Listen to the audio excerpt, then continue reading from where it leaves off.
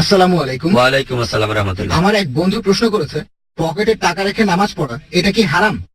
কারণ টাকার উপরে মূর্তির ছবি আর বিভিন্ন ফটোগ্রাফ থাকে। ভাই প্রশ্ন করলেন যে বেশিরভাগ লোকের নামাজ পড়ার সময় পকেটে টাকা থাকে, আর বেশিরভাগ টাকাতে বিভিন্ন রকমের ছবি থাকে, বিভিন্ন মানুষের ছবি। নামাজ পড়ার সময় যদি টাকা পকেটে থাকে বা মানি ব্যাগে, তাহলে কি এটা শিরক? আর তাই আপনি ভাবছেন যে এটা কি হারাম টাকা নিয়ে নামাজ পড়া? কোন মূর্তির সামনে সেজদা করা হারাম। যদি টাকাটা রাখেন আপনার মাথার সামনে, তারপর সেজদা করেন, হারাম।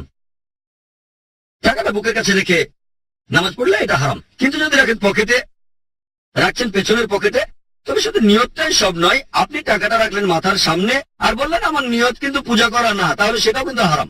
বলছেন মূর্তিকে সেজদা করা আমার নিয়ত না, তারপরে সেজদা করছেন, সেটা হারাম।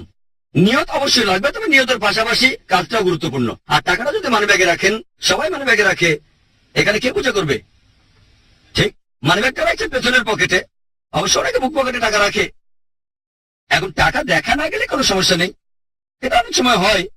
অনেকে বুক পকেটে টাকা রেখে নামাজ পড়ে, যখন সেজদায় যায় টাকাটা তখন পড়ে যায়, তখন একটু খেয়াল রাখতে হবে।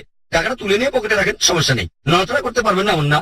যদি দেখেন কেউ ভুল করছে, সামনে দিয়ে হেঁটে যাচ্ছে, তাকে থামাতে পারেন আপনি। হাদিস বলছে থামানোর জন্য শক্তিও প্রয়োগ করতে পারেন। ঠিক, যদি এমন কিছু হয়, ধরেন পকেটে টাকা ছিল, সেটা আপনার সামনে পড়লো আর তাতে ছবি আছে, টাকাটা তুলে প্যান্টের পকেটে রাখেন যাতে আবার না পড়ে। তা না হলে এভাবে আপনাকে অনেকবার টাকাটা তুলতে হবে। এভাবে খেয়াল রাখতে হবে। এটা বাদে টাকাটা যদি পকেটে থাকে, তাহলে কোনোভাবে শিরক না। পকেটে টাকা রেখে নামাজ পড়তে পারেন। যদি টাকাটা দেখা না যায়, সামনে না থাকে, তাহলে সমস্যা নেই। টাকাটা না দেখা গেলে কোনো সমস্যা নেই।